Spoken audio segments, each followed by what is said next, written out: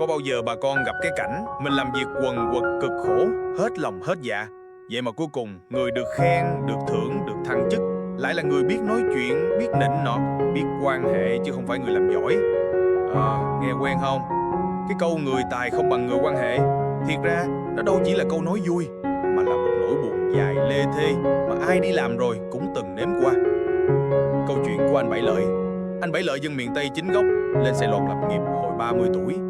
Ảnh là làm kỹ thuật trong một công ty xây dựng. Anh giỏi nghề, kỹ lưỡng, ai nhờ gì cũng giúp, mà nói chuyện thì cục mịch, thẳng như ruột ngựa. Làm sao nghĩ tới chuyện nịnh sếp, làm thân, rủ đi nhậu, rủ đi cà phê. Anh chỉ biết làm, về rồi ngủ. 10 năm trong công ty, anh Bảy vẫn là kỹ sư giám sát hiện trường, trong khi thằng Tèo mới vô 3 năm chạy sếp như chạy show thì được làm phó phòng kỹ thuật. Hôm đó ảnh ngồi với tôi, cầm ly cà phê sữa đá, nhìn ra cửa sổ, nói nhỏ: tôi thấy mình ngu ghê, làm nhiều chi cho cực, người ta chỉ cần biết dạ thưa, biết cường cái là có chức.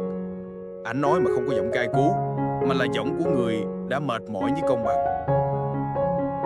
Cái xã hội nó vậy, biết sao giờ. Người ta hay nói có tài thì ắt có đất dụng võ, nhưng thật ra đất đó đôi khi nó đã được rào lại, chỉ chừa khứa cho mấy người quen biết.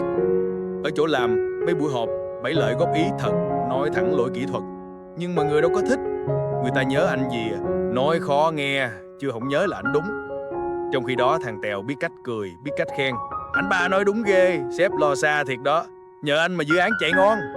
Cái kiểu nói đó nó đâu có tốn gì, nhưng nó mua được cảm tình, và cảm tình đôi khi còn mạnh hơn cả năng lực. Ở quê, ở phố, ở đâu cũng vậy, không chỉ công ty đâu nghe. Ở quê chuyện này cũng đầy. Thằng út trong xóm học giỏi lắm, thi đậu đại học mà gia đình nghèo. Còn con ông chủ tịch xã học bình thường thôi mà được giới thiệu vô cơ quan nhà nước, êm ru. Mấy bà tám trong xóm nói: thời bây giờ con ông này bà nọ mới có cửa, chứ con nhà dân thì ổng ai nhớ tới. Nghe riết rồi ai cũng chai lì. Người ta không còn tin vô chuyện cố gắng sẽ được đền đáp, người ta tin vô quen ai, biết ai. Cái giá của sự thật. Người tài mà không khéo, coi như tự mình làm khó mình. Bởi vì tài năng mà không có người chống lưng thì dễ bị coi thường, dễ bị gạt ra rìa. Nhưng ngược lại, người quan hệ tốt, người biết nịnh sếp, biết nói chuyện, biết chọn phe, họ leo rất nhanh. Mà khổ một cái, khi họ lên cao mà không có thực lực thì tổ chức bắt đầu rụng, công việc trì trệ, nhân yên nản, người giỏi bỏ đi. Tôi có lần nghe một ông giám đốc già nói: doanh nghiệp nào mà người trung thực sợ nói, người tài sợ góp ý, thì công ty đó đang chết dần. Phần 6. Vì sao người ta chọn quan hệ? Bà con biết không, thật ra quan hệ không hẳn là xấu. Quan hệ nếu hiểu đúng là biết tạo niềm tin, biết giúp đỡ, biết giữ lời. Nhưng cái xấu là khi quan hệ bị biến thành đường tắt để bỏ qua năng lực. Xã hội Việt Nam mình nhiều nơi vẫn còn tâm lý coi trọng vị thế hơn giá trị. Người ta trọng ghế hơn người, trọng lời khen hơn sự thật. Cho nên mới có cái nghịch lý, người giỏi phải làm thuê cho người quen biết, người có học phải nhún nhường trước người có mối. Những người tài im lặng. Có nhiều người tài, nhưng họ chọn im lặng vì họ biết nói ra cũng không thay đổi được gì. Có người còn rời bỏ công ty, đi làm riêng, làm nhỏ mà vui. Anh Bảy Lợi sau 12 năm làm thuê, cuối cùng nghỉ, mở xưởng nhỏ sửa máy bơm.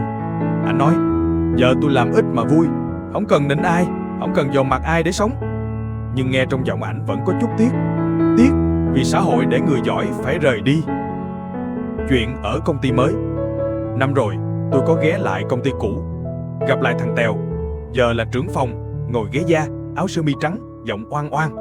Nó bắt tay tôi cười: anh thấy không, cuối cùng mình cũng được trọng dụng rồi. Tôi cười: trọng dụng. Nhưng trong ánh mắt của mấy đứa trẻ nhân viên, tôi thấy nỗi chán chường. Công ty ngày xưa năng động, giờ trì trệ, ai cũng làm cho có, chẳng ai nhiệt huyết.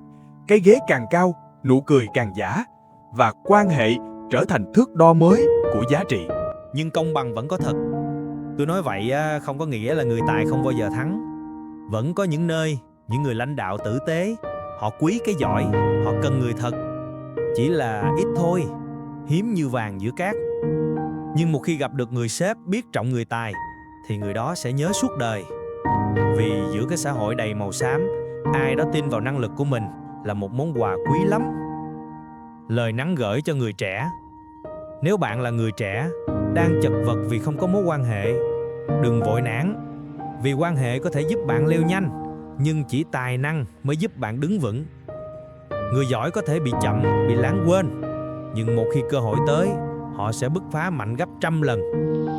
Còn người chỉ dựa vào quan hệ khi gặp biến cố, họ rớt không kịp chống.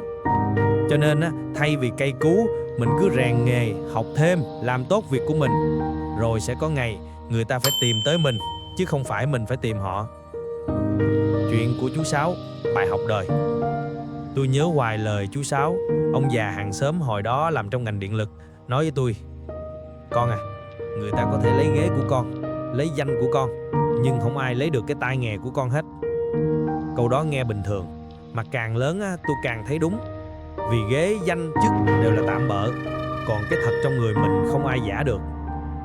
Suy ngẫm, cái xã hội mà người ta đánh giá nhau qua biết ai, thì cuối cùng chẳng ai biết chính mình là ai nữa.